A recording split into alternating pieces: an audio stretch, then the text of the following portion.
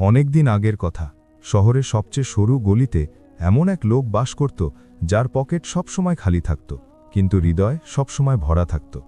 তার নাম ছিল কাসিম। তার বিপদ ছিল এই যে সেদিন তার ঘরের চুলা নিভে গিয়েছিল, মায়ের ওষুধ শেষ হয়ে গিয়েছিল এবং সামনে অনাহারের অন্ধকার দাঁড়িয়েছিল। তবুও সেই সকালেই তাকে সদকার পরীক্ষা দিতে হয়েছিল। কাসিম সকালের আজানের আগেই জেগে গিয়েছিল, কারণ ক্ষুধা তার ঘুম কেড়ে নিয়েছিল। সে মাটির দেয়ালে পিঠ ঠেকিয়ে ভাবল, আজ যদি কিছু না হয় তবে মায়ের শ্বাস বন্ধ হয়ে যেতে পারে। তার হাত কাঁপছিল, কিন্তু তার অন্তর তখনও আল্লাহর দিকেই ঝুঁকেছিল। সে বাইরে বেরোলে দেখল গলিতে শুনশান নীরবতা, শুধু কয়েকটি কুকুর আবর্জনায় মুখ গুজছিল এবং ঠান্ডা হাওয়া তার পাঁজরে এসে আঘাত করছিল। সে মসজিদের দিকে পা বাড়াল, কারণ সেখানে মন কিছুটা শান্তি পেত। মসজিদের দরজায় এক বৃদ্ধ ফকির বসেছিল, যার চোখে নির্ঘুম রাতের ছাপ স্পষ্ট দেখা যাচ্ছিল। তার কণ্ঠস্বরে ক্লান্তি ছিল এবং ঠোঁটগুলো শুকিয়েছিল। সে শুধু এতটুকুই বলল, বাবা, আল্লাহর নামে কিছু দাও। কাসিমের পা সেখানেই থমকে গেল, কারণ তার পকেটে মাত্র একটি কয়েনই ছিল, সেই কয়েন যা দিয়ে সে আজ মায়ের জন্যে ওষুধ কিনবে ভেবেছিল, সেই কয়েন যা দিয়ে আজ ঘরে রুটি আসতে পারত। তার মন দুভাগে বিভক্ত হয়ে গেল, একদিকে মায়ের দুর্বল নিঃশ্বাস আর অন্যদিকে ফকিরের শুকনো চোখ। তার মনে পড়ে গেল যে আব্বা বলতেন, সদকা বিপদকে এমনভাবে দূরে সরিয়ে দেয় যেমন ঢাল তীরকে আটকে দেয়। কিন্তু আজ এই কথা শোনা সহজ ছিল, পালন করা নয়। তার হাত পকেটে গেল এবং আবার বাইরে বেরিয়ে এলো। সে ঘামে ভিজে গিয়েছিল, অথচ তখনও বেশ ঠান্ডা ছিল। ফকিরের চোখ সেই কয়েনের দিকে ছিল না, বরং কাসিমের চেহারার দিকে ছিল, যেন সে কাসিমের ভেতরের যুদ্ধটা দেখতে পাচ্ছিল। কাসিম যখন কয়েনটা এগিয়ে দিল, তখন মন শেষবারের মতো প্রতিবাদ করে উঠল, যদি মা মারা যায় তবে এই সদকার মানে কি? কিন্তু মুখে সে আল্লাহর নাম নিল এবং কয়েনটি ফকিরের হাতের তালুতে রেখে দিল। ফকির উচ্চস্বরে কোনো দোয়া করল না, কেবল তার চোখ থেকে পানি গড়িয়ে পড়ল এবং সে মাথা নিচু করে ফেলল। কাসিম সেখানেই দাঁড়িয়ে রইল, কারণ এখন তার কাছে যাওয়ার মতো আর কিছু ছিল না। সে বাড়ির দিকে ফিরতে লাগল। পথে দেখল শহর জেগে উঠেছে, দোকানগুলোর শাটার অর্ধেক খোলা ছিল এবং মানুষ যার যার জীবনের দৌড়ে ব্যস্ত হয়ে পড়েছিল। তার পেটে ক্ষুধার আগুন জ্বলছিল, কিন্তু মনের ভেতর থেকে এক অদ্ভুত বোঝা হালকা হয়ে গিয়েছিল। বাড়িতে পৌঁছতেই দেখল মা খাটিয়ায় শুয়ে আছে। মায়ের চোখ খুলল এবং ছেলেকে দেখে তার মুখে হালকা হাসি ফুটে উঠল, কিন্তু পরক্ষণেই কাশি তাকে চেপে ধরল। কাসিম মায়ের কপাল ছুঁয়ে দেখল জ্বরে গা পুড়ে যাচ্ছে। সে মাকে পানি পান করালো এবং বাইরে এসে দেয়ালে মাথা ঠেকিয়ে দাঁড়াল, কারণ এখন কাঁদা ছাড়া তার আর কিছুই করার ছিল না। ঠিক সেই মুহূর্তে গলির মোড় থেকে একটা শোরগোল উঠল। কারো চিৎকার শোনা গেল যে বাজারে আগুন লেগেছে। মানুষজন দৌড়াদৌড়ি করছিল এবং ধোঁয়ার কালো মেঘ আকাশের দিকে উঠছিল। কাসিম ভিড়ের সাথে দৌড়াল, কারণ সেখানে গুদাম ছিল এবং সে জানত যে এমন বিপদের সময় শ্রমিকদের প্রয়োজন হয়। সে সেখানে পৌঁছে দেখল একটি গুদামের দরজা ভেতর থেকে বন্ধ এবং মানুষজন বলছে ভেতরে একটি বাচ্চা আটকা পড়েছে। আগুন অনেক তীব্র ছিল এবং কেউ ভেতরে যাওয়ার সাহস পাচ্ছিল না। কাসিম এক মুহূর্তও ভাবল না। সে নিজের ছেঁড়া কুর্তাটি মুখে বাঁধল এবং ধোঁয়ার ভেতরে ঝাঁপিয়ে পড়ল। ভেতরে অন্ধকার ছিল আর কাঠ ভেঙে পড়ার শব্দ আসছিল। সে বাচ্চাটির কান্নার আওয়াজ শুনতে পেল। সে হামাগুড়ি দিয়ে তাকে ধরল এবং বাইরের দিকে এগোতে লাগল। আগুনে তার হাত পুড়ে গিয়েছিল, কিন্তু সে দাঁতে দাঁত চেপে সহ্য করে নিল।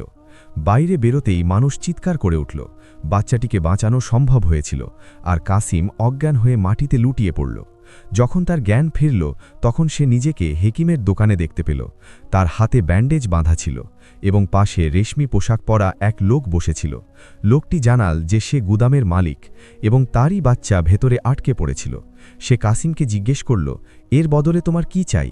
কাসিম না ভেবেই বলল, শুধু আমার মায়ের জন্য ওষুধ চাই। লোকটির চোখ জলে ভরে গেল। সে শুধু ওষুধই দিল না, বরং কিছু কয়েনও সামনে রাখল। কাসিম কয়েনগুলো দেখে সকালে সেই ফকিরের কথা মনে করল। তার অন্তর কেঁপে উঠল, কারণ সে এখন বুঝতে পারছিল যে এই পরীক্ষা এখানেই শেষ হয়নি। সে কয়েনগুলো গুনল এবং কেবল ততটুকুই তুলে নিল যতটুকু ওষুধের জন্য প্রয়োজন ছিল। বাকিটা ফেরত দিয়ে দিল। গুদামের মালিক অবাক হয়ে তাকিয়ে রইল এবং জিজ্ঞেস করল, কেন? কাসিম বলল, আল্লাহ যা প্রয়োজনের জন্য দিয়েছেন তাই যথেষ্ট। বাড়ি ফেরার সময় তার হাতে ওষুধ ছিল এবং মনে ভয় ছিল যে মা কি বাঁচতে পারবে, তবে সাথে এক অদ্ভুত বিশ্বাসও ছিল, যেন কোনো অদৃশ্য শক্তি তার সাথে হেঁটে চলছে। বাড়ি ফিরে দেখল মায়ের অবস্থা আরও খারাপ হয়ে গেছে। সে মাকে ওষুধ খাইয়ে মাথার কাছে বসে রইল। রাত গভীর হতে লাগল এবং কাসিমের দৃষ্টি মায়ের চেহারার উপরই আটকে রইল। প্রতিটি নিঃশ্বাসের সাথে সে দোয়া করতে লাগল, হে আল্লাহ, যদি আমার সাদকা কবুল হয়ে থাকে তাহলে আমার মাকে বাঁচিয়ে নাও। সকালের প্রথম আলো জানালা দিয়ে ভেতরে এলো এবং মা চোখ খুললেন। তার শ্বাসপ্রশ্বাস কিছুটা স্বাভাবিক হয়ে এসেছিল এবং তিনি ধীর কণ্ঠে ছেলের নাম ধরে ডাকলেন। কাসিমের চোখ থেকে অশ্রু গড়িয়ে পড়ল। আর কাসিম যে সকালে মায়ের স্বাভাবিক নিঃশ্বাস দেখল, সেই সকালে সে এটাও অনুভব করল যে এখন তার জীবনে শান্তির বিরতি নয়, বরং পরীক্ষার তীব্র গতি আসতে চলেছে। সে যখন বাড়ি থেকে বেরোল তখন পকেটে ওষুধের খালি শিশি ছিল, আর মনে এক প্রতিশ্রুতি ছিল যে এখন থেকে প্রতিটি নিঃশ্বাস অন্য কারো জন্যও হবে। গলির মোড়ে সেই বৃদ্ধ ফকির বসে থাকত, কিন্তু আজ তার জায়গায় এক নারী বসেছিল, যার সাথে দুটি ছোট বাচ্চা ছিল। তাদের কাপড় ধুলোয় মাখা ছিল, আর চোখে রাত জাগার ক্লান্তি স্পষ্ট ছিল। কাসিম পা বাড়াতেই নারীটি দৃষ্টি তুলে তাকালো এবং কোনো কথা না বলেই হাত পেতে দিল। কাসিম থেমে গেল, কারণ তার কাছে দেওয়ার মতো কিছুই ছিল না। তবু সে তার পাগড়ি খুলল এবং বাচ্চাদের মাথা ঢেকে দিয়ে সামনের দিকে এগিয়ে গেল। তার মনে হলো যেন কেউ পেছন থেকে তাকে ডাকছে, কিন্তু সে ফিরে তাকালো না, কারণ তার ভয় হচ্ছিল যে হৃদয়টা যেন আবার ভেঙে না যায়। বাজারে পৌঁছলে সবার মুখেই আগুনে পোড়া গুদামের আলোচনা শুনতে পেল। মানুষ কাসিমকে চিনতে পারছিল এবং তার পিঠ চাপড়ে দিচ্ছিল, কিন্তু তার কাছে এসব খুব ভারী মনে হচ্ছিল, কারণ সে জানত সম্মানও একটি পরীক্ষা। দুপুর হতেই গুদামের মালিকের লোক এসে বলল, মালিক তোমাকে কাজে ডেকেছেন। কাসিমের মনে কিছুটা স্বস্তি এলো, কারণ কাজ মানেই রুটি। তবে সাথে এক ছায়াও ছিল যে এই রুজি কি তার সদকাকে বদলে দেবে। সে গুদামে পৌঁছলে মালিক তাকে সামনে বসালো এবং বলল, তুমি আমার ছেলেকে বাঁচিয়েছ, তাই এই চাকরিটা তোমার, আর বেতনও দ্বিগুণ হবে। কাসিম মাথা নিচু করে রইল, কিন্তু তার ভেতরে এক আওয়াজ উঠল, এই নিয়ামত অন্য কারো অধিকার কেড়ে নেওয়ার কারণ হয়ে দাঁড়াবে না তো। সে কাজ শুরু করল। সারা দিন বস্তা কাঁধে বইল, আর নিঃশ্বাস যেন জ্বলতে লাগল। সন্ধ্যায় যখন বেতন হাতে এলো, কয়েনের ঝনঝনানি মনের ভেতর ক্ষুধা জাগিয়ে তুলল। বাড়ি ফিরলে মা খাবার রান্নার কথা বললেন, কিন্তু কাসিম বলল, আগে প্রতিবেশীর বয়স্ক মহিলাকে দেখে আসি, তিনি কয়েকদিন ধরে অসুস্থ। মা অবাক হয়ে তাকালেন, কিন্তু ছেলের চোখে এক অদ্ভুত বিশ্বাস ছিল। তারা দুজনে সেখানে পৌঁছলে দেখল বৃদ্ধা বিছানায় পড়ে আছেন, আর কাছে কেউ নেই। কাসিম তার বেতনের অর্ধেক বের করে বৃদ্ধার হাতে রেখে দিল। মায়ের চোখ দিয়ে পানি গড়িয়ে পড়ল, কিন্তু তিনি কিছুই বললেন না। সেই রাতে কাসিম না খেয়ে ঘুমালো, কিন্তু তার হৃদয়ে পরিপূর্ণ ছিল। পরদিন কাজে গেলে দেখল মালিকের মেজাজ বদলানো। সে বলল যে শহরে চুরি বাড়ছে, আর সন্দেহ শ্রমিকদের ওপর। কাসিম বস্তা তোলার সময় দেখল এক যুবক চুরি করতে গিয়ে ধরা পড়েছে, আর তাকে খুব বাজেভাবে মারা হচ্ছে। যুবকটি কাসিমকে দেখে চিৎকার করে বলল, আমি চুরি করিনি। কাসিমের মন কেঁপে উঠল। সে এগিয়ে গিয়ে বলল, যতক্ষণ অপরাধ প্রমাণ না হয় কাউকে মারাটা জুলুম। মালিক রাগী চোখে তাকিয়ে বলল, তুমি আমাকে শেখাবে? কাসিম বলল, না, কিন্তু আমার বিবেক আমাকে বাধা দিচ্ছে। ভিড়ের মাঝে নীরবতা নেমে এলো। মালিক হাত তুলে বলল, যদি এর পক্ষ নাও তবে চাকরি থেকে বরখাস্ত হবে। কাসিম এক মুহূর্ত ভাবল, মায়ের জন্য রোজ ওষুধ লাগে, কিন্তু সে মাথা তুলে বলল, যদি রুজি জুলুমের সাথে বাধা থাকে তবে এমন রুজির চেয়ে ক্ষুধা অনেক ভালো। মালিক তাকে বের করে দিল। সন্ধ্যা হতেই কাসিম খালি হাতে বাড়ি ফিরল। মা সবকিছু বুঝে গেলেন। তিনি ছেনের কপালে চুমু খেলেন এবং বললেন, আল্লাহ সব দেখছেন। সেই রাতেই শহরে অদ্ভুত চাঞ্চল্য ছড়ালো। খবর এলো গুদামের আসল চোর ধরা পড়েছে, এবং সে মালিকেরই নিজের আত্মীয়। সকাল হতেই সেই লোকটি কাসিমের বাড়িতে এলো, ক্ষমা চাইল এবং বলল, চাকরিটা ফেরত নাও, এবং যে বেতন কাটা গেছে সেটাও নিয়ে নাও। কাসিম বলল, চাকরি তুমি রেখে দাও, তবে সেই বেতনটা প্রতিবেশীর বয়স্ক মহিলার ওষুধের জন্য দিয়ে দাও। লোকটি হতভাগ হয়ে গেল এবং চলে গেল। সেই দিন থেকে কাসিমের জন্য বিভিন্ন জায়গা থেকে কাজের দরজা খুলতে লাগল, কিন্তু প্রতিটি দরজায় একটি নতুন শর্ত ছিল যে সে কেবল নিজের জন্য বাঁচবে না। কোনোদিন তাকে তার রুটি কোনো অচেনা মানুষের সাথে ভাগ করে নিতে হতো, কোনোদিন তার পরিশ্রম অন্যের কাজে লাগত, আর কোনোদিন তার নীরবতা কোনো জালিমের সামনে দেয়াল হয়ে দাঁড়াত। এক রাতে মায়ের শরীর আবার খারাপ হলো এবং ঘরে কিছুই ছিল না। কাসিম বাইরে বেরোলে বৃষ্টি শুরু হয়ে গিয়েছিল। গলিতে সেই ফকির দাঁড়িয়েছিল যাকে সে প্রথম দিন কয়েন দিয়েছিল। ফকির হেসে বলল, বাবা, পরীক্ষা শেষ হয় না, শুধু স্তর বদলায়। কাসিম জিজ্ঞেস করল, যদি সবকিছু দিতে দিতে নিজে শেষ হয়ে যায় তবে? ফকির বলল, যেটা আল্লাহর রাস্তায় শেষ হয়ে যায় সেটা আসলে কখনোই শেষ হয় না। কাসিমের চোখ জলে ভরে গেল, কারণ সে এখন বুঝতে পারছিল যে সদকা শুধু সম্পদের নয়, সাহসেরও হয়। বৃষ্টি বেড়ে গেল এবং কাসিম আকাশের দিকে তাকাল, যেখানে মেঘের আড়ালে এক উত্তর লুকিয়েছিল যা নীরবে তার পথ তৈরি করছিল। এবং সে জানত যে এখন প্রতি সকালে তাকে নতুন পরীক্ষার সাথে জাগতে হবে। সে গলি থেকে বেরিয়ে শহরের বড় রাস্তার দিকে এগিয়ে গেল, কারণ আজ কাজের খোঁজ তাকে সেখানেই নিয়ে যাচ্ছিল। কাদা তার পায়ে লেপ্টে যাচ্ছিল, কিন্তু সে থামছিল না, কারণ তার মনে এক ভয় দানা বাঁধছিল যে আজ যদি কিছু না জোটে তবে মায়ের অবস্থা আবার খারাপ হতে পারে। পথে সে দেখল নর্দমার কাছে এক নারী তার বাচ্চাকে কোলে নিয়ে দাঁড়িয়ে আছে। বাচ্চাটি কাঁদছিল না, বরং তার চোখ এক অদ্ভুত নীরবতায় ডুবেছিল। কাসিম পা ধীর করল, কিন্তু পরক্ষণেই এগিয়ে গেল, কারণ পকেট খালি ছিল, আর মনে প্রশ্ন জাগল যে খালি হাতে দেওয়ার মানে কি। তারপর তার ফকিরের সেই কথা মনে পড়ল যে সদকা শুধু সম্পদের হয় না। সে ফিরে এলো এবং নিজের চাদর খুলে বাচ্চাটিকে ঢেকে দিল। নারীটি কিছু বলল না, কেবল তার চোখ পানিতে ভরে গেল। কাসিম মাথা নিচু করে আবার সামনের দিকে এগিয়ে গেল। বাজারে পৌঁছলে দেখল বৃষ্টির কারণে অর্ধেক দোকান বন্ধ। সে একজন কাঠের ব্যবসায়ীকে দেখতে পেল যে কিছু শ্রমিক ডেকেছিল। কাসিম কাজ শুরু করল। ভারী কাঠের তক্তা তুলল এবং তার হাত ছিলে গেল। দুপুর নাগাদ শরীর জবাব দিতে শুরু করল, কিন্তু সে নিজেকে সামলাল, কারণ প্রতিটি তক্তা তার কাছে ছিল এক নিঃশ্বাসের ভরসা। সন্ধ্যায় যখন মজুরি পেল, তখন সে সোজা ওষুধের দোকানে গেল। তবে রাস্তায় একটা শোরগোল শুনতে পেল। কিছু লোক এক বৃদ্ধকে ঘিরে দাঁড়িয়েছিল, যে কাঁপছিল আর বলছিল যে তার ভুল হয়ে গেছে। লোকেরা বলছিল যে সে ওজনে কম দিয়েছে। কাসিম দেখে বুঝল যে বৃদ্ধ লোকটি ভয়ে কথাই বলতে পারছে না। সে এগিয়ে গিয়ে বলল, ওজন পুনরায় করে নাও, যদি ভুল হয়ে থাকে তবে শুধরে নাও। ভিড়ের লোকেরা তার দিকে রাগী চোখে তাকালো এবং বলল, তুই এর মাঝে নাক গলাচ্ছিস কেন? কাসিম বলল, কারণ জুলুম নীরবতার সুযোগেই বাড়ে। আবার ওজন করা হলো এবং সত্য সামনে এলো যে ভুল ব্যবসায়ীর দাড়িপাল্লাতেই ছিল। বৃদ্ধ লোকটি কেঁদে ফেলল এবং কাসিমকে দোয়া করতে লাগল। কিন্তু ভিড়ের মাঝখান থেকে কেউ একজন বলল যে এসব কেবল লোক দেখানো। কাসিমের মনে কষ্ট লাগলো, কিন্তু সে কিছু বলল না। সে ওষুধ নিয়ে বাড়ি ফিরল, তখন মা ঘুমাচ্ছিলেন। সে ওষুধ খাইয়ে দিল এবং কাছে বসে রইল। রাতে মা চোখ খুললেন এবং বললেন, বাবা, মানুষ তোমার সম্পর্কে নানা কথা বলছে। কাসিম জিজ্ঞেস করল, কেমন কথা? মা বললেন, কেউ বলে তুমি খুব নেককার, আর কেউ বলে তুমি বোকা। কাসিম হালকা হাসির সাথে বলল, মা, যদি আল্লাহর দৃষ্টিতে বোকামিও কবুল হয়ে যায় তবে সেটাই যথেষ্ট। পরদিন সকালে সে বের হলো এবং দেখল যে সেই কাঠের ব্যবসায়ীর ছেলে রাস্তার উপর পড়ে আছে। মানুষজন বলছিল যে সে অসুস্থ, কিন্তু কেউ তাকে ধরছিল না। কাসিম এগিয়ে গেল, তাকে ধরে তুলল এবং হেকিমের কাছে নিয়ে গেল।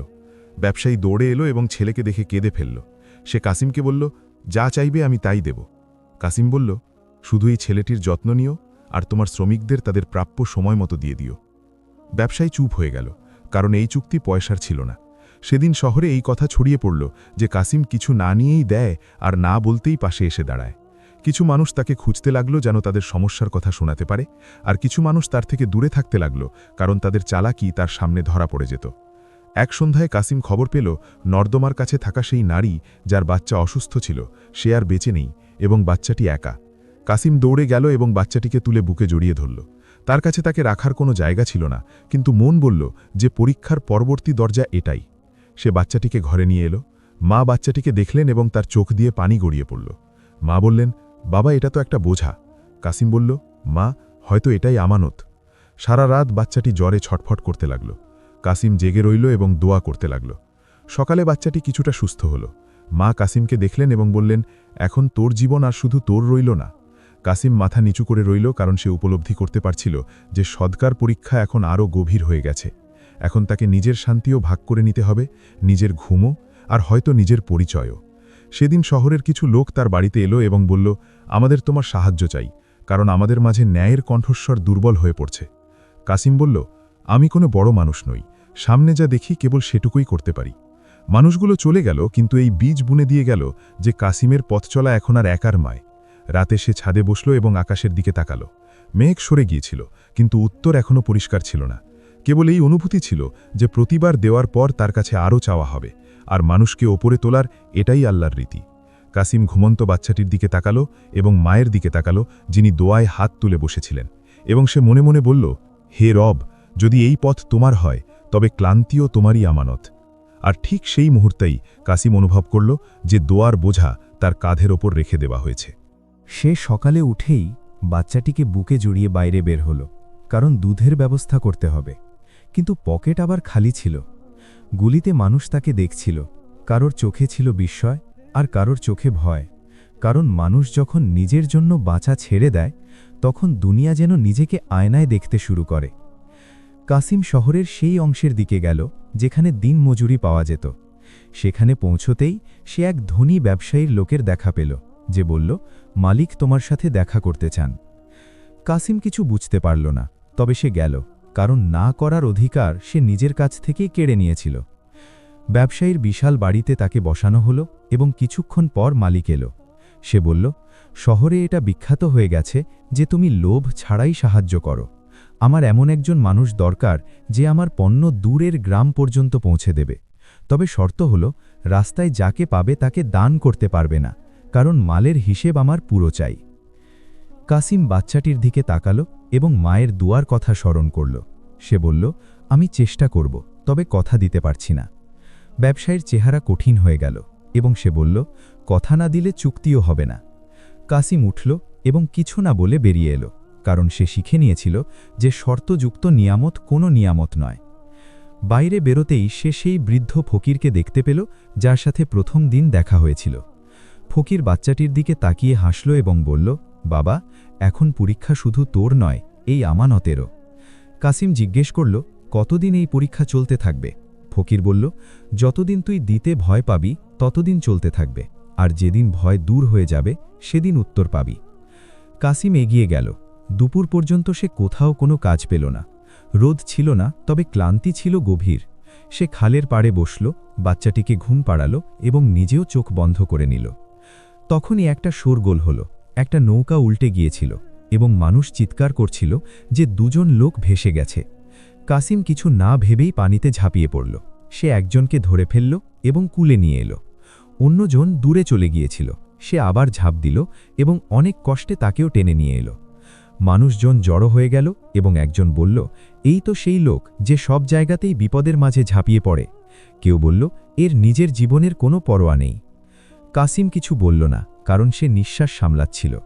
তখনই সেই দুই ব্যক্তির মধ্যে একজন বলল, আমি ঋণে ডুবে আছি এবং আজ সব শেষ করে দিতে এসেছিলাম, কিন্তু তুমি আমাকে আবার ফিরিয়ে আনলে। কাসিম তার কাঁধে হাত রাখল এবং বলল, জীবন কোনো ঋণ নয়, জীবন হলো আমানত। লোকটি কেঁদে ফেলল এবং মানুষের সামনে কথা দিল যে এখন থেকে সে পরিশ্রম করবে। সেই ভিড়ে এক বয়স্ক লোক দাঁড়িয়েছিল, যে কাসিমকে নিজের বাড়িতে ডাকল এবং বলল, আমার মেয়ে অসুস্থ আর কেউ তাকে দেখতে আসে না। কাসিম বাচ্চাটিকে নিয়ে তার সাথে চলে গেল। ঘরটা ছোট ছিল, কিন্তু কষ্টটা অনেক বড় ছিল। কাসিম নিজের হাতে পানি গরম করল এবং মেয়েটির কপালে জলপট্টি দিল। মা তাকে দোয়া দিলেন এবং বললেন, বাবা, আমাদের কাছে তোমাকে দেওয়ার মতো কিছুই নেই। কাসিম বলল, দোয়াই যথেষ্ট। সন্ধ্যা নামতে নামতে খবর ছড়িয়ে পড়ল যে কাসিম আবার কারো জীবন বাঁচিয়েছে। কিছু মানুষ তার বাড়িতে এলো এবং বলল, শহরের কিছু ক্ষমতাধর মানুষ তোমার উপর রেগে আছে, কারণ তুমি তাদের সিদ্ধান্তের উপর প্রশ্ন তোলো। কাসিম বলল, আমি কারো বিরুদ্ধে নই, কেবল জুলুমের সামনে দাঁড়িয়ে আছি। রাতে মা বললেন, বাবা, এই পথটা খুব বিপজ্জনক। কাসিম বলল, মা, পথ তো বদলানো যাবে না, কেবল হাঁটার ধরনটা বদলানো যেতে পারে। মাঝরাতে দরজায় কড়া নাড়ল কেউ। বাইরে কিছু লোক দাঁড়িয়েছিল। তারা বলল, এক নির্দোষের ওপর মিথ্যা অপবাদ দেওয়া হয়েছে এবং সকালে তাকে শাস্তি দেওয়া হবে। আমাদের এমন কাউকে দরকার যে সত্য কথা বলবে। কাসিম বাচ্চাটিকে মায়ের কাছে রেখে তাদের সাথে চলল, কারণ এখন পিছু হটা সম্ভব ছিল না।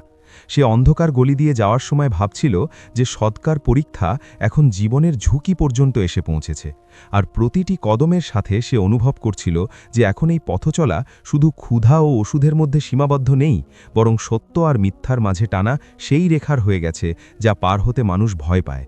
সে ওই লোকদের সাথে শহরের সেই অংশে পৌঁছালো যেখানে রাতের অন্ধকারে রায় দেওয়া হতো। গলি সরু ছিল, দেওয়াল উঁচু ছিল, আর বাতাসে যেন ভয়ের গন্ধ ভাসছিল। একটি ছোট ঘরে এক যুবক বসেছিল যার হাত বাঁধা ছিল আর চেহারা ফ্যাকাশে হয়ে গিয়েছিল। তার চোখে অসহায়ত্ব ছিল, কিন্তু কণ্ঠস্বরে এই বিশ্বাস ছিল যে সে কোনো অপরাধ করেনি। কাসিম তাকে জিজ্ঞেস করল, কি হয়েছে? যুবকটি বলল তার ওপর চুরির অপবাদ দেওয়া হয়েছে, অথচ সে সময় সে তার অসুস্থ মায়ের কাছে ছিল। কিন্তু তার কথা শোনার মতো কেউ নেই, কারণ আসল চোর ক্ষমতাশালী। বাইরে দাঁড়িয়ে থাকা লোকদের মধ্যে কেউ একজন বলল, সকাল হতেই একে শাস্তি দেওয়া হবে, যাতে দৃষ্টান্ত স্থাপিত হয়। কাসিমের হৃদয় কেঁপে উঠল, কারণ সে বুঝে নিল যে এই দৃষ্টান্ত সত্যের হবে না, ভয়ের হবে। সে বলল, যদি এটা মিথ্যা অপবাদ হয় তবে চুপ থাকাও অপরাধ। লোকদের মাঝে ফিসফিসানি শুরু হলো। কেউ একজন বলল, এই তো সেই লোক যে সব জায়গায় নাক গলায়। কেউ বলল, একে শিক্ষা দেওয়া উচিত। কাসিম এগিয়ে গেল এবং দরজার সামনে গিয়ে দাঁড়ালো এবং বলল, যদি একে শাস্তি দাও তবে আগে আমাকে দিতে হবে, কারণ আমি সাক্ষ্য দিচ্ছি যে সে অপরাধী নয়। ভিড়ের মধ্যে শোরগোল পড়ে গেল। কেউ জিজ্ঞেস করল, সাক্ষ্য দেওয়াই তুই কে?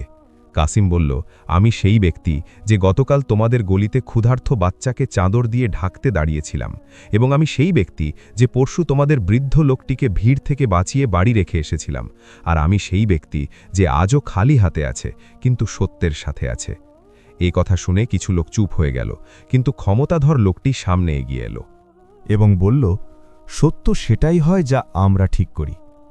কাসিম তার চোখের দিকে তাকালো এবং বলল, সত্য সেটাই হয় যা আল্লাহ দেখেন, এবং সেটাই একদিন সবার সামনে প্রকাশ পায়। সেই লোকটি রাগে হাত তুলল এবং কাসিমকে ধাক্কা দিল। কাসিম মাটিতে পড়ে গেল, কিন্তু উঠে আবার দাঁড়িয়ে গেল। মায়ের দোয়া তার কানে বাজছিল, এবং ফকিরের সেই কথা মনে পড়ল যে ভয় শেষ হয়ে গেলেই উত্তর মেলে। ভিড় এবার দুই ভাগে ভাগ হয়ে গিয়েছিল। কিছু লোক কাসিমের পেছনে গিয়ে দাঁড়াল, আর কিছু লোক ক্ষমতার পক্ষে রইল। সকাল পর্যন্ত বিতর্ক চলতে লাগল, এবং শেষমেশ সিদ্ধান্ত হল যে সূর্য উঠলেই প্রমাণ দেখা হবে। কাসিম রাতটা সেই ঘরের বাইরেই কাটাল। যুবকটির কান্নার আওয়াজ দেয়ালের ওপার থেকে আসছিল, আর কাসিম প্রতিটি কান্নার শব্দের সাথে নিজেকে আল্লাহর সামনে সঁপে দিচ্ছিল। সকাল হলো এবং শহরের মানুষ জড়ো হল। ক্ষমতাধর লোকটি প্রমাণ আনতে ব্যর্থ হল, কারণ সত্যের কোনো মুখোশ হয় না। যুবকটিকে ছেড়ে দেওয়া হলো, এবং আসল চোরের নাম সামনে এলো, যে সেই লোকটিরই বিশেষ খাস লোক ছিল। ভিড়ে নীরবতা নেমে এলো, আর যেসব লোক রাতে শাস্তি চেয়েছিল তারা এখন দৃষ্টি নিচু করে রইল। কাসিম কিছুই বলল না, শুধু যুবকটির কাঁধে হাত রাখল এবং তাকে বাড়ি পাঠিয়ে দিল। রাতে কাসিম বাড়ি ফিরলে দেখল ঘরের দরজা ভাঙা। মা ভয়ে কুঁকড়ে বসেছিলেন, আর বাচ্চাটি কাঁদছিল। কাসিম মাকে বুকে জড়িয়ে ধরল, এবং প্রথমবারের মতো তার চোখে রাগ দেখা গেল। তবে সেই রাগ মানুষদের ওপর ছিল না, বরং পরিস্থিতির ওপর ছিল। সে মাকে বলল, মা, আমি যদি পিছিয়ে যাই তবে এটা শুধু আমাদের হার হবে না, বরং প্রত্যেক সেই দুর্বল মানুষেরও হার হবে যে আশা নিয়ে বসে আছে। মা তার মাথায় হাত রাখলেন এবং বললেন, বাবা, সদকার সবচেয়ে বড় পরীক্ষা এটাই যে যখন দেওয়ার মূল্য তোমার নিজের প্রাণ হয়ে যায়, তখনও তুমি দেওয়া থেকে পিছু হটবে না। সেই রাতে কাসিম সিদ্ধান্ত নিল যে এখন সে কেবল প্রয়োজনে নয়, বরং প্রতিদিন সত্যের সাথে দাঁড়িয়ে থাকবে। তার কাছে রুটি থাকুক বা না থাকুক, কারণ সে বুঝে নিয়েছিল যে আল্লাহ মানুষকে সেই পথেই নামান যেখান থেকে অনেক মানুষের রাস্তা তৈরি হয়, এবং এই রাস্তা একাকিত্বের হলেও তা কখনোই বৃথা নয়। আর এই সিদ্ধান্তই ছিল এক আসন্ন ঝড়ের পূর্বাভাস, যা এখন দূর থেকে শোনা যাচ্ছিল। তবে কাসিম জানত যে এই ঝড় এখন তার ঘরের চৌকাঠ পর্যন্ত না এসে থামবে না। সেই সকালে সে অনেক আগেই জেগে উঠেছিল। শহর তখনও ঘুমাচ্ছিল, কিন্তু তার মনে হল যেন প্রতিটি দেয়াল তাকে দেখছে, প্রতিটি দরজা যেন তার নাম নিয়ে ফিসফিস করছে। মা ঘুমাচ্ছিলেন, বাচ্চাটি তার বাহুর মাঝে গুটিসুটি মেরেছিল। কাসিম তাদের দিকে তাকালো এবং মনে ভয় জাগল যে তার কারণে এই শান্তিটুকু যেন কেড়ে নেওয়া না হয়।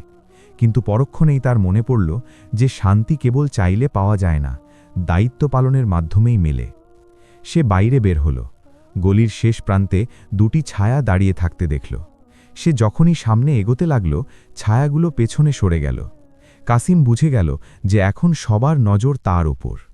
বেলা বাড়ার সাথে সাথে শহরে গুজব ছড়িয়ে পড়ল যে কাসিম মানুষকে উস্কে দেয়, যে কাসিম ধনীদের বিরুদ্ধে, যে কাসিম শহরের শান্তি নষ্ট করে দেবে। এই কথাগুলো সেই লোকেরাই ছড়াচ্ছিল যাদের মিথ্যে সে রাতের অন্ধকারে প্রকাশ করে দিয়েছিল। কাসিম কাজের সন্ধানে বের হল, কিন্তু যেখানেই গেল তাকে ফিরিয়ে দেওয়া হলো। কেউ বলল যে আজ শ্রমিকের অভাব নেই, কেউ বলল মালিক বাইরে গেছেন, আর কেউ সরাসরি বলে দিল যে তোমাকে কাজ দিতে আমাদের মানা করা হয়েছে। দুপুর পর্যন্ত তার হাত খালি ছিল, পেটে ক্ষুধার আগুন জ্বলছিল, কিন্তু তার চেয়ে বেশি জ্বালা মনের ভেতর নয়, বরং চারপাশের পরিবেশে ছিল। সে অনুভব করতে পারছিল যে এই ক্ষুধা কোনো কাকতলীয় ব্যাপার নয়, বরং এটা একটা ষড়যন্ত্র। সে খালের পাড়ে বসল এবং নিজের চেহারার ছায়া দেখল। নিজের চেহারা তার কাছে বদলানো মনে হলো, যেন চোখে এখন শুধু কষ্ট নয়, বরং দায়িত্বেও নেমে এসেছে। তখনই সে দূর থেকে শোরগোল শুনতে পেল। মানুষ দৌড়াচ্ছিল আর বলছিল যে শহরের এক বড় গুদামে আবার আগুন লেগেছে। কাসিম উঠে দাঁড়াল, কারণ সে শিখে নিয়েছিল যে যেখানে বিপদ হয় সেখানেই তাকে থাকতে হবে। সে সেখানে পৌঁছে দেখল কোনো আগুন লাগেনি, বরং আগুনের গুজব ছড়ানো হয়েছে যেন ভিড় জমায়েত হতে পারে। আর সেই ভিড়ের মাঝেই আর একটা মিথ্যে অপবাদ ছোড়া যায়। ভিড়ের মাঝে একজন লোক চিৎকার করে বলছিল যে চুরি কাসিমই করেছে। সেই আগুনের সময় হিরো সাজে, সেই আগুন লাগায়। মানুষের চোখে সন্দেহ দেখা দিতে লাগল, কারণ মানুষ সত্যের চেয়ে গল্পে বেশি বিশ্বাস করে। কাসিম সামনে এলো এবং বলল, যদি কোনো অভিযোগ থাকে তবে প্রমাণও থাকবে। কিন্তু তার গলার আওয়াজ ভিড়ের শোরগোলে ঢাকা পড়ে গেল। কিছু লোক তাকে ধরার জন্য সামনে এগিয়ে গেল। ঠিক সেই মুহূর্তে এক বৃদ্ধ মহিলা ভিড় ঠেলে সামনে এলেন এবং বললেন, এই লোকটি মিথ্যুক নয়, সে আমার মেয়ের জীবন বাঁচিয়েছে। তারপর এক যুবক বলে উঠল, সে আমাকে মরা থেকে বাঁচিয়েছে। তারপর এক বাচ্চা বলল, সে আমাকে রাতে চাদর দিয়ে ঢেকে দিয়েছিল। ভিড় থেমে গেল, কিন্তু ক্ষমতাশালী লোকদের চোখে ভয় স্পষ্ট ছিল, কারণ সত্য যখন অনেক মুখ থেকে উচ্চারিত হয় তখন মিথ্যার ভিত্তি কেঁপে ওঠে। তারা সিদ্ধান্ত নিল যে কাসিমকে শহরের কাজীর সামনে হাজির করা হবে, যাতে বিষয়টা শুধু ধামাচাপা নয়, বরং পিষে ফেলা যায়। কাসিম চুপচাপ তাদের সাথে চলল, কারণ সে জানত যে এবার তার পরীক্ষা খোলা ময়দানে হতে চলেছে। কাজীর দরবার লোকে কানায় কানায় পূর্ণ ছিল। মানুষ তামাশা দেখতে এসেছিল, কেউ এসেছিল বিচারের আশায়, আর কেউ এসেছিল কেবল দৃশ্য দেখতে। কাসিমকে সামনে দাঁড় করানো হলো এবং তার উপর অভিযোগ পড়ে শোনানো হলো যে সে অগ্নিসংযোগ করে, সে মানুষকে উস্কে দেয়, সে শান্তি নষ্ট করে। কাসিম মাথা নিচু করে সব কিছু শুনল। তারপর সে শুধু এতটুকুই বলল, আমি কখনো আগুন লাগাইনি, তবে হ্যাঁ, যদি কারো পেটের আগুন নেভানোকে শান্তি নষ্ট করা বলা হয় তবে আমি অপরাধী। দরবারে পিন পতন নীরবতা নেমে এলো। কাজী তাকে জিজ্ঞেস করলেন, তোমার উদ্দেশ্য কি? কাসিম বলল, আমার উদ্দেশ্য কাউকে হারানো নয়, বরং কাউকে একা না রাখা। কাজী সাক্ষীদের ডাকলেন। সেই লোকগুলোই এলো যারা গতকাল পর্যন্ত তার বিপক্ষে ছিল। কিন্তু যখন প্রশ্নগুলো গভীর হতে শুরু করল, তখন তাদের উত্তর এলোমেলো হয়ে গেল। সত্য ধীরে ধীরে সামনে আসতে লাগল যে কাসিমের বিরুদ্ধে কোনো শক্ত প্রমাণ নেই, কেবল ভয় আছে। দরবারের রায় স্থগিত করা হলো এবং কাসিমকে নজরদারিতে রাখা হলো। এই রায়টাও এক প্রকার শাস্তিই ছিল, কারণ নজরদারি মানে প্রতিটি নিঃশ্বাসের উপর নজর রাখা। কাসিম বাড়ি ফিরলে মা তার চেহারা দেখে সব কিছু বুঝে গেলেন। তিনি বললেন, বাবা, এখন তুই আর শুধু আমার রইলি না। কাসিম বলল, মা, আমি তো কখনোই শুধু আপনার ছিলাম না, আমি তো সেই দিনই সবার হয়ে গিয়েছিলাম, যেদিন আপনি আমাকে ধৈর্য শিখিয়েছিলেন। রাতে সেই বাচ্চাটি প্রবল জ্বরে পুড়তে লাগল। ওষুধ শেষ হয়ে গিয়েছিল এবং শহরে কেউ তাকে ধারে কিছু দেবে না। কাসিম বাচ্চাটিকে কোলে নিয়ে দরজা থেকে বেরোতেই আবার বৃষ্টি শুরু হলো। গলি নীরব ছিল, কিন্তু তার মনে হলো যেন বৃষ্টির প্রতিটি ফোঁটা সাক্ষী দিচ্ছে। সে হেকিমের কাছে পৌঁছল এবং বলল, এখন ওষুধ দিয়ে দাও, পয়সা পরে দেব। হেকিম দরজা বন্ধ করতে যাচ্ছিল, কিন্তু বাচ্চাটির চেহারা দেখে তার হাত থেমে গেল। সে কিছু না বলেই ওষুধ দিয়ে দিল। কাসিমের চোখ জলে ভরে এলো। সে বুঝে গেল যে আল্লাহ মানুষের হৃদয়ে তার জন্যেও জায়গা করে দিয়েছেন। কিছুদিন এভাবেই চলতে লাগল। কাসিম কাজ পেত না, কিন্তু সাহায্য কোনো না কোনো রূপে তার কাছে পৌঁছে যেত। মানুষ লুকিয়ে লুকিয়ে তাকে সাহায্য করত, কারণ প্রকাশ্যে করতে তারা ভয় পেত। ক্ষমতাধর লোকেরা তাকে ভেঙে দিতে চাইত, কিন্তু সে ভাঙার বদলে আরও ছড়িয়ে পড়ছিল। তার নীরবতা একটি প্রশ্ন হয়ে দাঁড়িয়েছিল, আর তার অবিচল থাকা এক চ্যালেঞ্জ। এক রাতে সে খবর পেল যেসব লোকেরা তার ওপর অপবাদ দিয়েছিল তারাই অন্য এক নির্দোষকে ফাঁসানোর চক্রান্ত করছে, যেন নিজেদের ব্যর্থতা লুকাতে পারে। কাসিম অনেকক্ষণ ধরে ভাবল, প্রতিবার কি সেই সামনে এগোবে, প্রতিবার কি সেই ঢাল হয়ে দাগাবে? তখনই মা বললেন, বাবা, আল্লাহ যখন কাউকে বেছে নেন তখন তাকে ক্লান্ত হওয়ার অনুমতি দেন না। কাসিম উঠে পড়ল এবং সেই লোকটির বাড়ি গেল যাকে ফাঁসানোর পরিকল্পনা করা হচ্ছিল। তাকে সব কিছু খুলে বলল এবং তাকে শহর ছাড়তে সাহায্য করল। এই খবর ছড়াতেই ক্ষমতাধর লোকেরা রাগে অগ্নিশর্মা হয়ে উঠল এবং সিদ্ধান্ত নিল যে এবার কাসিমকে শিক্ষা দেওয়া হবে। পরদিন সকালে তাকে ধরে ফেলা হলো এবং শহরের বাইরে নিয়ে যাওয়া হলো, যেখানে সাধারণত নীরবে রায় কার্যকর করা হতো। মা কাঁদতে লাগলেন, বাচ্চাটি চিৎকার করতে লাগল, কিন্তু কাসিম একবারের জন্যেও পেছনে ফিরে তাকাল না, কারণ সে শিখে নিয়েছিল যে যদি হৃদয়ে টলে যায় তবে লক্ষ্যপথও টলে যাবে। তাকে এক পুরনো ধ্বংসাবশেষে আটকে রাখা হলো। সেখানে অন্ধকার ছিল, তীব্র ঠান্ডা ছিল এবং ক্ষুধা ছিল, কিন্তু তার মনে এক অদ্ভুত শান্তি ছিল, যেন সে সঠিক জায়গাতেই আছে। সে দেয়ালে পিঠ ঠেকাল এবং চোখ বন্ধ করল। তার কানে ফকিরের সেই কণ্ঠস্বর ভেসে এলো, ভয় শেষ হয়ে গেলেই উত্তর মেলে। আর সেই অন্ধকারেই সে অনুভব করল যে সে একা নয়। তার দেওয়া প্রতিটি রুটি, আটকানো প্রতিটি আঘাত, বলা প্রতিটি সত্য তার সাথে দাঁড়িয়ে আছে, এবং এটাই তার শক্তি। বাইরে ঝড়ের গর্জন এবার স্পষ্ট শোনা যাচ্ছিল। এটা কেবল আবহাওয়ার ঝড় ছিল না, এটা ছিল সেই পরিবর্তনের ঝড় যা শহরের বুকে তোলপাড় তুলছিল। আর এই বিশ্বাসের সাথেই সে ধ্বংসাবশেষের সেই ঠান্ডা মাটিতে চোখ খুলল। ভিড়ে গুঞ্জন উঠল, কিন্তু যদি একে শাস্তি দাও তবে আমাদেরও দিতে হবে। এই কথা বলল সেই যুবক যাকে সে মিথ্যে অপবাদ থেকে বাঁচিয়েছিল। এরপর এক বৃদ্ধ মহিলা সামনে এলেন। তারপর এলো সেই ব্যবসায়ী যে তার ছেলেকে বাঁচতে দেখেছিল। তারপর এক এক করে মানুষ এগিয়ে আসতে লাগল, ভয়ে কাঁপতে থাকা পায়ে, কিন্তু চোখে সত্য নিয়ে। ময়দানে তোলপাড় শুরু হয়ে গেল, কারণ সদকা যখন ফিরে আসে তখন সে ভিড় হয়ে ফিরে আসে। ক্ষমতাধর লোকেরা ঘাবড়ে গেল। তারা সিপাহীদের ইশারা করল, কিন্তু এবার ভিড় পিছু হটার জন্য প্রস্তুত ছিল না। ঠিক সেই সময়ে শহরের কাজীও সেখানে পৌঁছে গেলেন, কারণ খবর চারদিকে ছড়িয়ে পড়েছিল। কাজী লোকদের জিজ্ঞেস করলেন যে ঘটনা কি এবং সাক্ষীদের কথা শুনলেন। প্রতিটি সাক্ষ্য কেবল কাসিমের জন্য ছিল না, বরং ন্যায়ের জন্য ছিল।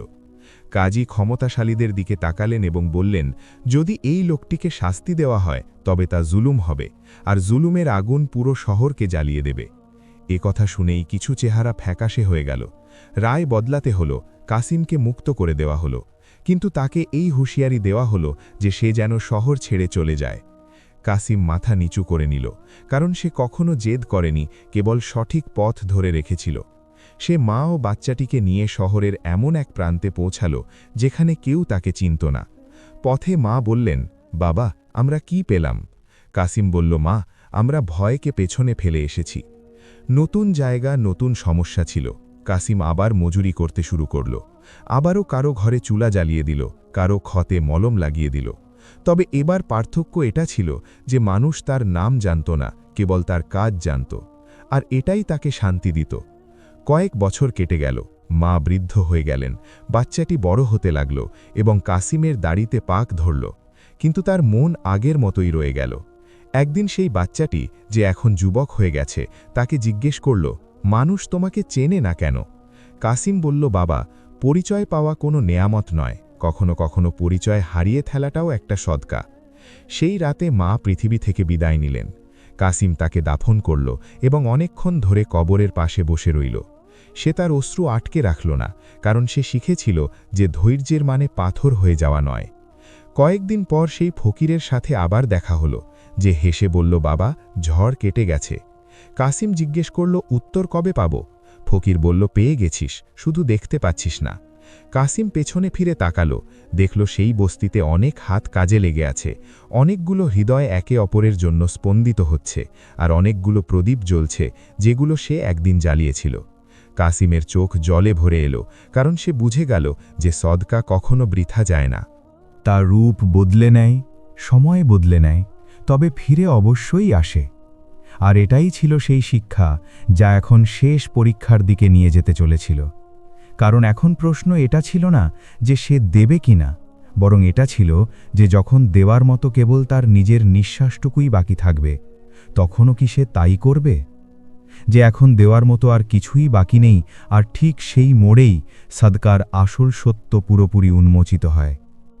কাসিম সেই বস্তিতে সাধারণ জীবনযাপন করছিল, যেখানে তার নাম কেউ জিজ্ঞেস করত না, কেবল তার কাজ দেখা হতো। সে সকালে বেরোলে কারো খেতে ঘাম ঝরাত, কোনো সন্ধ্যায় কোনো অসুস্থ রোগীর শিয়রে বসে থাকত, আর কোনো রাতে কোনো ক্ষুধার্ত বাচ্চার জন্য রুটির খোঁজ করত। তার নিঃশ্বাস এখন আর আগের মতো শক্তিশালী ছিল না, তবে তার চলাফেরায় সেই ধীর স্থিরতা ছিল যা আল্লাহর ওপর বিশ্বাস থেকে আসে। একদিন শহরে এক অদ্ভুত অস্থিরতা ছড়িয়ে পড়ল। খবর এলো যে পাশের এলাকায় দুর্ভিক্ষ দেখা দিয়েছে, শস্য শেষ হয়ে যাচ্ছে এবং মানুষজন বস্তি ছেড়ে পালাচ্ছে। কাসিম এটা শুনে বুকে একটা ব্যথা অনুভব করল, কারণ সে ক্ষুধার মানে জানত।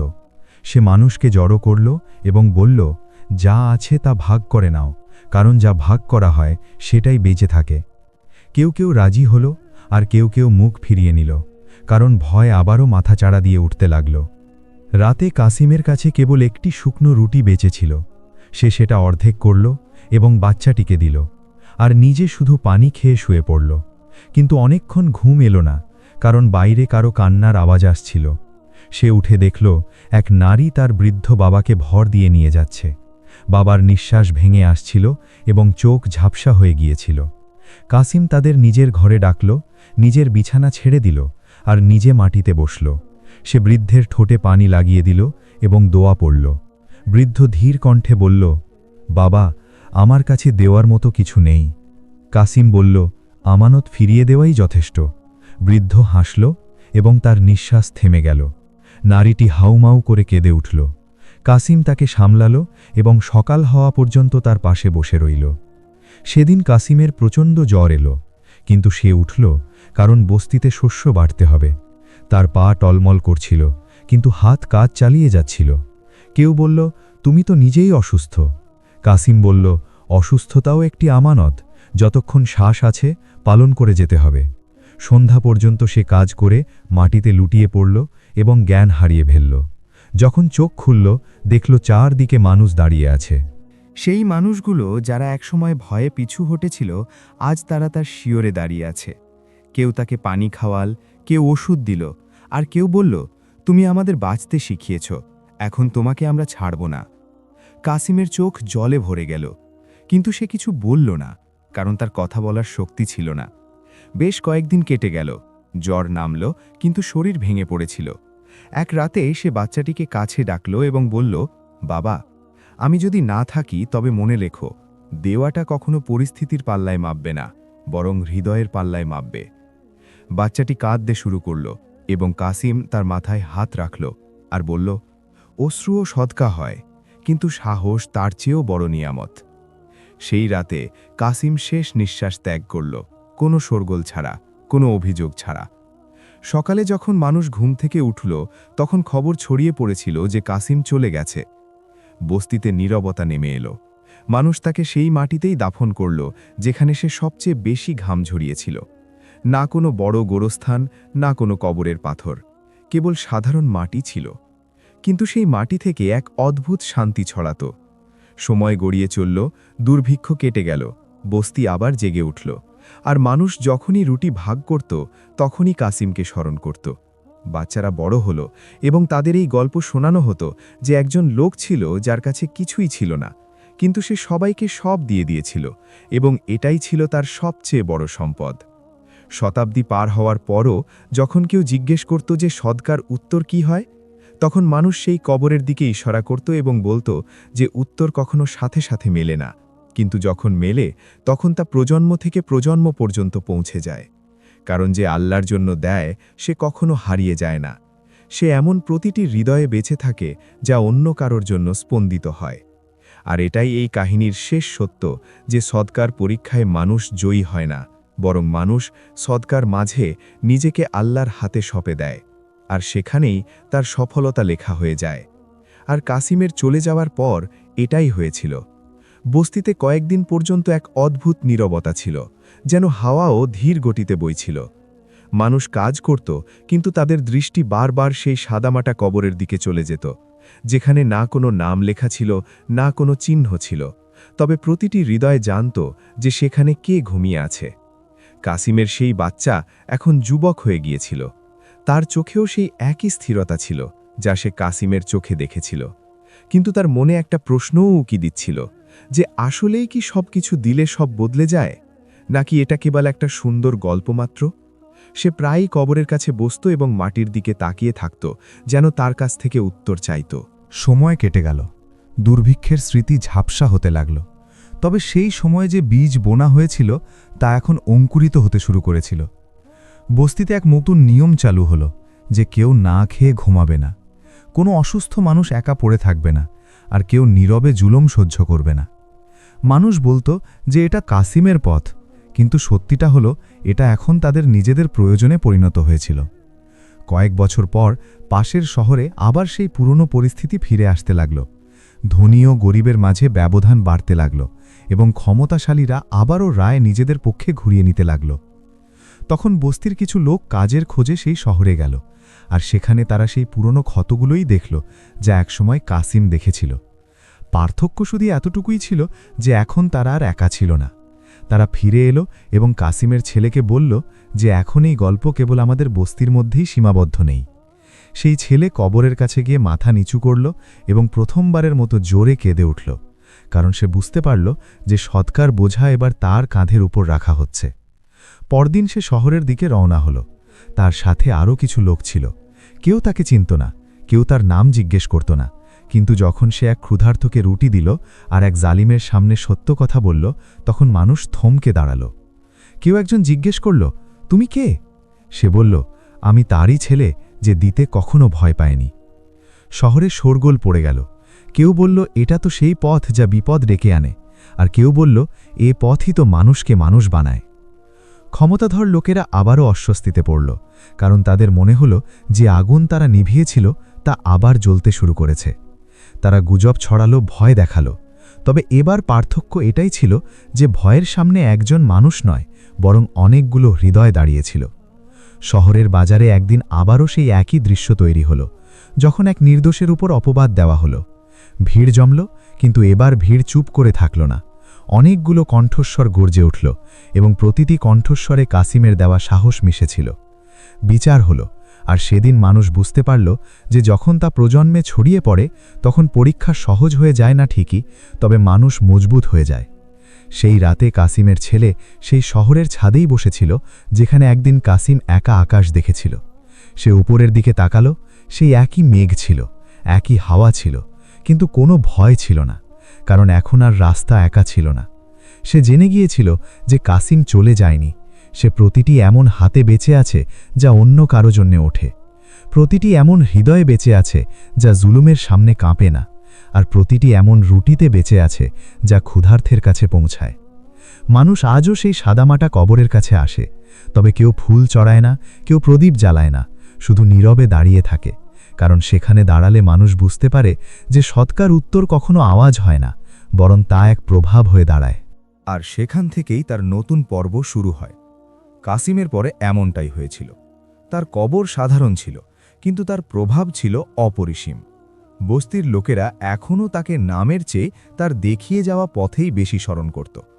বাচ্চারা যখন পড়ে যেত তখন ওঠার সময় বলতো যে কাসিমের মতো হতে হবে, আর বৃদ্ধরা যখন ক্লান্ত হয়ে পড়ত তখন বলতো যে কাসিমও ক্লান্ত হয়েছিল, কিন্তু থেমে যায়নি। সময় মোড় নিল, শহর বদলালো, রাজনীতি বদলালো, কিন্তু মানুষের স্বভাব বদলালো না। আবার সেই যুগ ফিরে এলো যখন ক্ষমতা সত্যের চেয়ে উঁচুতে দাঁড়াতে লাগল, আর সম্পদ দিয়ে ন্যায় বিচার মাপা হতে লাগল।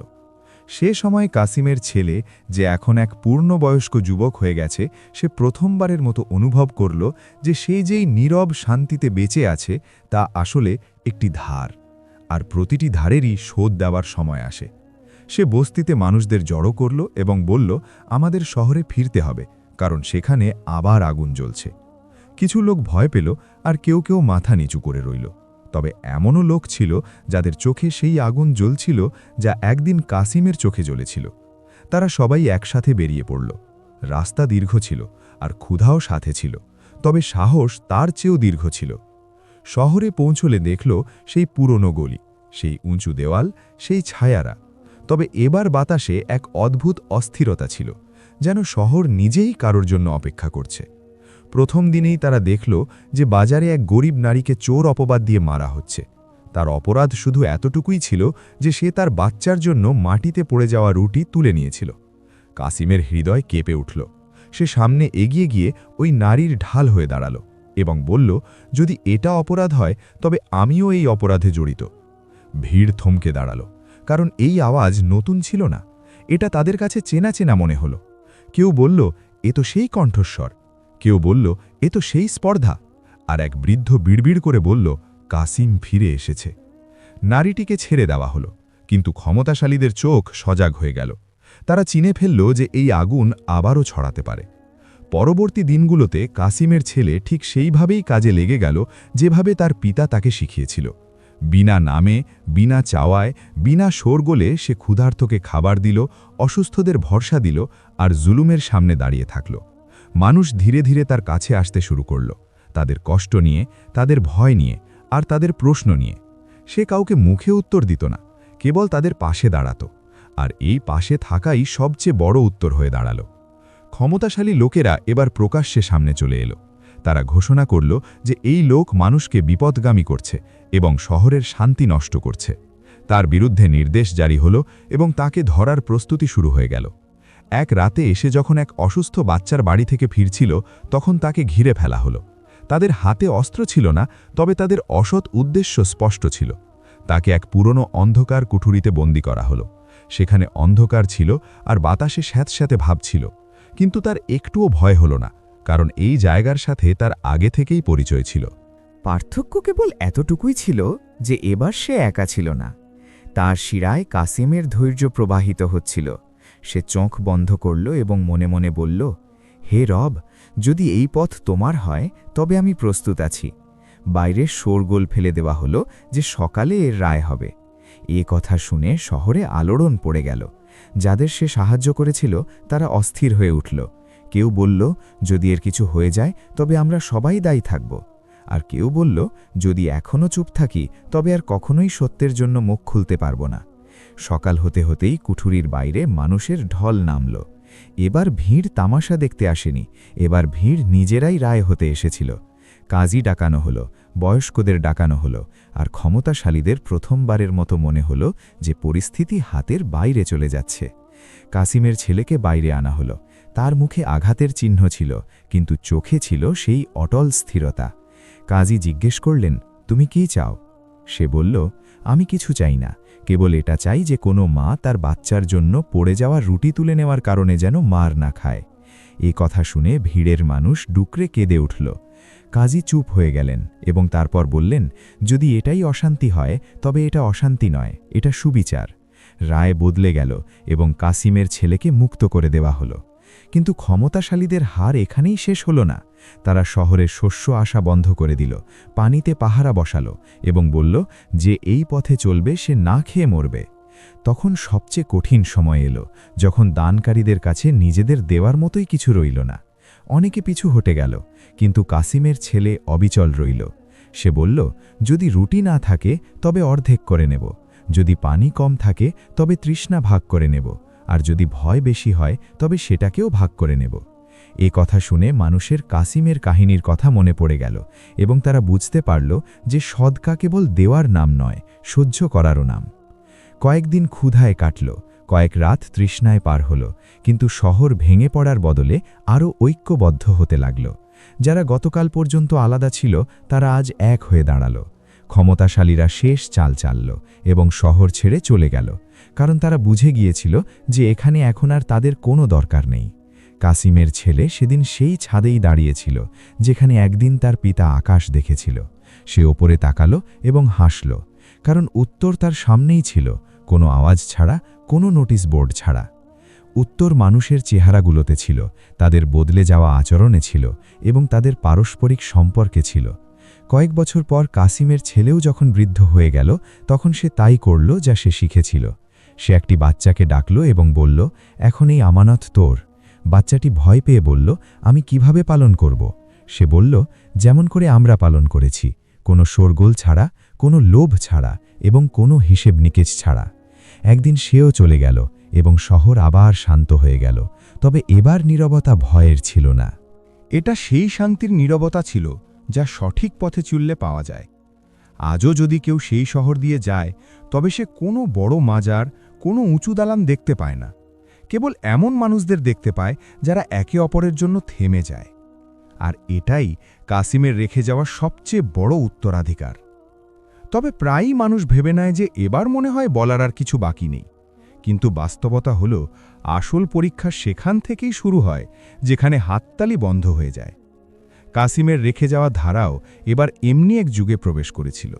তার চলে যাওয়ার পর শহরে ন্যায়ের নাম তো নেওয়া হতো, কিন্তু ন্যায় বিচার প্রতিষ্ঠা করা তখনও সহজ ছিল না, কারণ জুলুমের পোশাক বদলে যায় কিন্তু তার আত্মা একই থাকে। কাসিমের ছেলে বৃদ্ধ হয়ে গিয়েছিল এবং তার চোখের জ্যোতি কমে আসতে শুরু করেছিল, কিন্তু হৃদয়ের দৃষ্টি তখনও পরিষ্কার ছিল। সে জানত যে এই মশাল এখন তাকে অন্য কারোর হাতে তুলে দিতে হবে, তবে তার আগে একটা শেষ পরীক্ষা বাকি ছিল। শহরে এক নতুন শাসক এসেছিল, যে মুখে খুব মিষ্টি কিন্তু উদ্দেশ্য বাস্তবায়নে খুব কঠোর ছিল। সে ন্যায়ের কথা বলতো, কিন্তু রায় ক্ষমতার ভিত্তিতে দিত। মানুষ শুরুতে খুব খুশি ছিল, কারণ তারা ভেবেছিল হয়তো এবার অবস্থার উন্নতি হবে, কিন্তু ধীরে ধীরে আবারও সেই পুরনো দেওয়ালগুলো মাথা তুলে দাঁড়াতে লাগল। গরিবরা আবারও পেছনে সরে যেতে লাগল, আর ধনীরা আবারও এগিয়ে যেতে লাগল। কাসিমের ছেলে এই সব দেখল এবং নীরব রইল, কারণ সে জানত সব কথার উত্তর চিৎকার করে হয় না। একদিন শহরের বাইরের বস্তি থেকে খবর এলো যে সেখানকার কুয়োর উপর পাহারা বসানো হয়েছে এবং গরিবদের পানি নিতে দেওয়া হচ্ছে না।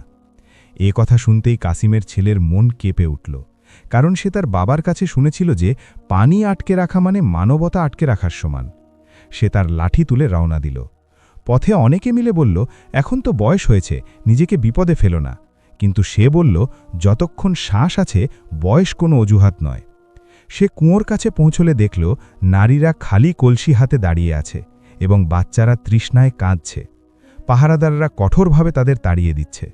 কাসিমের ছেলে সামনে এগোলো এবং জিজ্ঞেস করল, এই জুলুম কার নির্দেশে হচ্ছে? পাহারাদার হেসে বলল, নতুন শাসকের নির্দেশ, আগে কর দাও, তারপর পানি নাও। এ কথা শুনে কাসিমের ছেলে চোখ বন্ধ করল এবং তার বাবার কথা মনে পড়ে গেল, যে সদকা শুধু দেওয়ার নাম নয়, বাধা দেওয়ার বিরুদ্ধে লড়ার নামও সদকা। সে নারীদের বলল, তোমরা পানি নাও, আর যদি কেউ বাধা দেয় তবে বলে দিও যে কাসিমের ছেলে এখানে দাঁড়িয়ে আছে। পাহারাদাররা রাগে এগিয়ে এলো, কিন্তু যখন দেখল যে এক বৃদ্ধ তার লাঠিতে ভর করে দাঁড়িয়ে আছে আর তার চোখে বিন্দুমাত্র ভয় নেই, তখন তারা থমকে গেল। কেউ একজন শাসককে খবর পাঠিয়ে দিল। কিছুক্ষণ পর সিপাহীরা এলো এবং কাসিমের ছেলেকে ধরে শহরে নিয়ে গেল। দরবার বসল, শাসক উঁচু আসনে বসল, আর নিচেই বৃদ্ধ লোকটি দাঁড়িয়ে রইল, যার নামের মাঝে আজও একটি ইতিহাস নিঃশ্বাস নিচ্ছিল। শাসক জিজ্ঞেস করল, সরকারি নির্দেশ অমান্য করার তুমি কে? কাসিমের ছেলে বলল, আমি সেই ব্যক্তি যে তার বাবার কাছ থেকে শিখেছে যে পানি আল্লাহর রহমত, আর রহমতের উপর পাহারা বসানো যায় না। দরবারে ফিসফিসানি শুরু হলো। শাসক রেগে গিয়ে বলল, তোমরা সব যুগেই এমন সমস্যা হয়ে দাঁড়াও। কাসিমের ছেলে বলল, যদি জুলুমের জন্য সমস্যা হই তবে হ্যাঁ, আমরা সমস্যা, আর যদি ন্যায়ের জন্য হই তবে আমরা প্রয়োজন। এ কথা শুনে দরবারে বসা কিছু বয়স্ক লোকের চোখে পানি চলে এলো, কিন্তু শাসক সিপাহীদের ইশারা করে বলল, একে বন্দি করো। কাসিমের ছেলেকে সেই পুরনো কুঠুরিতে আটকে রাখা হলো, যেখানে একদিন সে নিজে বন্দী হয়েছিল। সেই একই দেওয়াল, একই অন্ধকার, তবে এবার তার মনে এক অন্যরকম শান্তি বিরাজ করছিল। সে ভাবল, হয়তো এটাই তার শেষ পরীক্ষা। রাত পোহালো এবং সকালে শহরে খবর ছড়িয়ে পড়ল যে কাসিমের ছেলেকে বন্দী করা হয়েছে। এই খবর আগুনের মতো ছড়িয়ে পড়ল, কারণ এখন এটা আর শুধু একজন মানুষের বিষয় ছিল না, এটা ছিল সেই পথের বিষয় যে পথে শহর চলতে শিখে গিয়েছিল। মানুষ ঘর থেকে বেরিয়ে এলো, বৃদ্ধরা লাঠি হাতে আর যুবকরা বুক ফুলিয়ে, নারীরা তাদের বাচ্চাদের নিয়ে আর বাচ্চারা প্রশ্ন নিয়ে, সবাই একমুখী হয়ে সেই কুঠুরির দিকে এগিয়ে চলল। শাসকের কাছে যখন এই খবর পৌঁছালো তখন সে ঘাবড়ে গেল, কারণ সে ভাবতেও পারেনি যে একজন বৃদ্ধ লোক এত বড় আওয়াজ হয়ে দাঁড়াবে। আবার দরবার বসল, তবে এবার আসন উঁচু হওয়া সত্ত্বেও শাসক নিজেকে খুব ছোট অনুভব করছিল। কাসিমের ছেলেকে বাইরে আনা হলো। তার হাঁটা ধীর ছিল, তবে সংকল্প এখনও অটুট ছিল। লোকেরা সমস্বরে বলে উঠল, যদি একে শাস্তি দেওয়া হয় তবে আমরা সবাই শাস্তি গ্রহণ করব, কারণ এ তাই শিখিয়েছে যা আল্লাহর নির্দেশ। শাসক চারদিকে তাকালো এবং প্রথমবারের মতো সে উপলব্ধি করল যে শাসন তলোয়ার দিয়ে নয়, মানুষের ভরসায় চলে। রায় বদলে গেল। কাসিমের ছেলেকে মুক্ত করে দেওয়া হলো এবং কুয়োর উপর থেকে পাহারা সরিয়ে নেওয়া হলো। সেদিন শহরের পানি কেবল কলসিতেই ভরল না, মানুষের হৃদয়েও প্রবেশ করল। কাসিমের ছেলে বাড়ি ফিরল। তার চেহারায় ক্লান্তি স্পষ্ট ছিল। সে সেই বাচ্চাটিকে ডাকল যাকে সে পরবর্তী মশালটি দিতে চেয়েছিল এবং বলল, এখন সময় চলে এসেছে। সে বলল, আমি যা দেখেছি তার সবটা হয়তো তোমাকে বলতে পারবো না, কিন্তু যা শিখেছি তা তোমাকে দিয়ে যেতে পারি। বাচ্চাটি জিজ্ঞেস করল, সেটা কি? সে বলল, যখনই তুমি কাউকে কিছু দিতে যাবে তখন এটা দেখো না যে তোমার কাছে কতটুকু আছে, বরং এটা দেখো যে সামনের মানুষটি কতটা অসহায়। সেই রাতে কাসিমের ছেলে অনেকক্ষণ জেগে রইল। তার নিজের বাবার চেহারার কথা মনে পড়তে লাগল, তার কণ্ঠস্বর, তার হাঁটা, তার নীরবতা। আর সে অনুভব করল যে আসল সদকা এটাই ছিল যে সে ভয়কে তার প্রজন্মের মাঝে নামতে দেয়নি। কিছুদিন পরই কাসিমের ছেলে অসুস্থ হয়ে পড়ল। শহরের মানুষ তার বাড়িতে ভিড় করল, কিন্তু সে জানত যে এবার থেমে যাওয়ার সময় এসে গেছে। সে শেষবারের মতো সবার দিকে তাকালো এবং বলল, যদি আমার কবর বানাও তবে তা উঁচু করো না, কেবল এতটুকুই খেয়াল রেখো যেন তার পাশ দিয়ে কোনো ক্ষুধার্ত মানুষ ফিরে না যায়। আর তারপর সেও সেই একই নীরবতায় চলে গেল, যেমনটা তার বাবা চলে গিয়েছিল। তবে এবার শহর কাঁদল না, কারণ তারা জানত যে এটা বিদায় নয়, এটা একটি দায়িত্ব। সেদিনের পর থেকে শহরের কোনো গল্প আর শেষ হল না, কেবল এক প্রজন্ম থেকে আরেক প্রজন্মে চলতে থাকল। আর মানুষ যখনই কোনো বিপদে পড়ত তখন বলতো, এটাও সাদকারই একটি পরীক্ষা, আর আবার ঘুরে দাঁড়াত। কারণ তারা শিখে নিয়েছিল যে মানুষ দিতে ভয় পায় না সে মৃত্যুর পরও বেঁচে থাকে। আর এটাই সেই সত্য যা সব যুগে সব সাম্রাজ্যের চেয়ে বড় হয়ে থাকে। আর কাসিমের গল্প এবার এমন এক মোড়ে এসে পৌঁছেছিল যেখানে প্রতিটি পথ ফিরে এসে একই প্রশ্নের সামনে থমকে দাঁড়ায়, যে মানুষ যে জীবনটা কাটিয়েছে তা কি শুধুই তার নিজের জন্য ছিল নাকি অন্যের জন্যও ছিল। কাসিমের ছেলের পর এখন সেই বাচ্চাটি যুবক হয়ে গিয়েছিল, যাকে শেষ আমানতটি দেওয়া হয়েছিল। তার চোখে এখন সরলতা কম আর দায়িত্বের ভার বেশি ছিল। সে ছোটবেলা থেকেই হৃদয়ে একটিমাত্র দৃশ্য গেঁথে রেখেছিল, যে পরিস্থিতি যখন সবচেয়ে কঠিন হয় তখনও মানুষকে কোমল থাকা উচিত। শহর এখন আর আগের মতো ছিল না। বাইরে থেকে দেখলে সবকিছু ঠিকই মনে হতো। বাজার চলত, মসজিদগুলোতে আজান হতো এবং আদালতগুলোতে রায় লেখা হতো, কিন্তু ভেতরে ভেতরে মানুষ আবারও নিজের স্বার্থকে ন্যায়ের চেয়ে বড় করে দেখতে শুরু করেছিল। যুবক এসব দেখল, কিন্তু সে তাড়াহুড়ো করল না, কারণ সে শিখেছিল যে সব আগুনে পানি ঢালা বুদ্ধিমত্তার কাজ নয়। কিছু আগুন এমনও হয় যা নেভাতে গিয়ে নিজেকে জ্বলতে হয়। সে নাম পরিচয় ছাড়াই নিজের কাজ শুরু করল। কখনো কারো ফসল কেটে দিল, কখনো কারো বাচ্চাকে পড়িয়ে দিল, আবার কখনো কারো বিবাদে ঢাল হয়ে দাঁড়াল। মানুষ ধীরে ধীরে তাকে চিনতে শুরু করল, তবে কেউ তার নাম জিজ্ঞেস করত না, কারণ এখন নামের চেয়ে তার কাজই বেশি কথা বলত। সময় কাটতে লাগল এবং শহরের বাইরে আবার এক বড় বিপদ এসে কড়া নাড়ল। এবার কোনো খরা ছিল না, বরং এমন এক মহামারী ছিল যা ঘরে ঘরে ছড়িয়ে পড়ছিল। মানুষ ভয়ে ঘরের দরজা বন্ধ করে রাখছিল এবং অসুস্থদের একা ফেলে রাখছিল। যুবক দেখল যে আবারও সেই ভয় ফিরে এসেছে যা একদিন তার পূর্বসূরীরা ভেঙে দিয়েছিল। সে সবার আগে সেই কাজটাই করল যা সবচেয়ে কঠিন ছিল। সে অসুস্থদের ঘরে গেল। বিনা সুরক্ষায়, বিনা শোরগোলে সে রোগীদের মাথার কাছে বসে রইল এবং তাদের একা ছেড়ে দিল না। মানুষ বলল, এ তো পাগল। কিন্তু যখন প্রথম রোগী চোখ খুলল এবং বলল, ভয় কমে গেছে, তখন মানুষ অনুভব করতে পারল যে রোগের চেয়ে ভয় অনেক বেশি মারাত্মক। শহরে শোরগোল পড়ে গেল।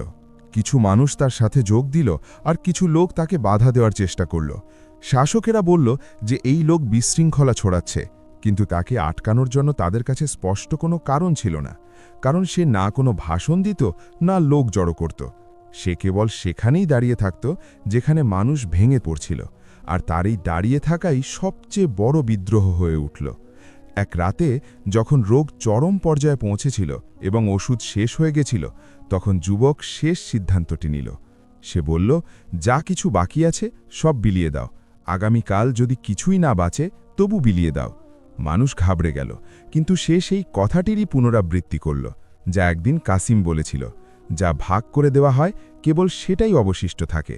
সে রাতে শহরে কেউ অভুক্ত ঘুমাল না, কোনো রোগী একা পড়ে রইল না, এবং পরদিন সকালে যখন সূর্য উঠল তখন মহামারীর প্রভাবও ভেঙে পড়েছিল। চিকিৎসকরা অবাক হয়ে গেল, কিন্তু প্রবীণেরা বুঝে গিয়েছিল যে এটা কোনো অলৌকিক ঘটনা নয়, এটা ছিল সৎকার প্রভাব। কিছুদিন পর যুবক নিজেই অসুস্থ হয়ে পড়ল। এবার কোনো বড় রোগ ছিল না, তবে শরীর একেবারেই ভেঙে পড়েছিল। মানুষ তার বাড়িতে জমায়েত হল। সে সবার দিকে তাকালো এবং হালকা হেসে বলল, এবার আমার বিশ্রাম নেওয়ার পালা। সে সেই সাধারণ মাটির দিকে ইশারা করল যেখানে তার পিতা এবং তার পিতার পূর্বসূরীরা ঘুমিয়েছিল, এবং বলল, আমাকে সেখানেই ঘুম পাড়িয়ে দিও, কারণ আমিও সেই একই পথের মুসাফির। তার শেষ নিঃশ্বাসটি খুব নীরবেই বেরিয়ে গেল, না কোনো শোরগোল, না কোনো ঘোষণা, কেবল এক গভীর শান্তি পুরো ঘরে ছড়িয়ে পড়ল। মানুষ কাঁদল, কিন্তু তারা দ্রুত তাদের চোখের পানি মুছে ফেলল, কারণ তারা শিখে নিয়েছিল যে এটা কাঁদার সময় নয়, এটা দায়িত্ব পালন করার সময়। তার চলে যাওয়ার পর শহরে কোনো বড় পরিবর্তন এলো না, না কোনো আইন বদলালো, না কোনো সরকার পড়ল, তবে একটি জিনিস চিরজীবনের জন্য বদলে গেল। যখনই কোনো ক্ষুধার্ত মানুষকে দেখা যেত, তখন কেউ না কেউ ঠিকই দাঁড়িয়ে পড়ত। যখনই কোনো জুলুম হতো, তখন কেউ না কেউ প্রতিবাদে রুখে দাঁড়াত, আর মানুষ বলতো, এটাই কাসিমের পথ। সময় বয়ে গেল, শতাব্দী পার হয়ে গেল, নাম বদলালো, চেহারা বদলালো, কিন্তু এই কাহিনী কখনো বদলালো না, কারণ এই কাহিনী কোনো বইতে নয়, মানুষের হৃদয়ে লেখা হয়েছিল। আজও যদি কেউ জিজ্ঞেস করে যে সৎকার উত্তর কি হয়, তখন বয়স্ক লোকেরা মুচকি হেসে বলে যে উত্তর কখনো একদিনে পাওয়া যায় না, তা প্রজন্মের পর প্রজন্মে নেমে আসে এবং গোটা শহরের আত্মাকে বদলে দেয়। সৎকা কেবল কয়েন দেওয়ার নাম নয়, সৎকা হলো ন্যায়ের পক্ষে সামনে দাঁড়ানোর নাম।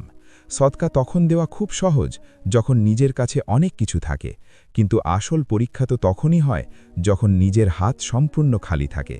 যে মানুষ আল্লাহর জন্য দেয় সে কখনো একা থাকে না, আর যে পথ মানবতার মধ্যে দিয়ে যায় তা যত কঠিনই হোক না কেন কখনো বৃথা যায় না। এটাই এই কাহিনীর শেষ সত্য, যে মানুষ বিলীন হয়ে যায়, কিন্তু তার তৈরি করা পথ কখনো বিলীন হয় না।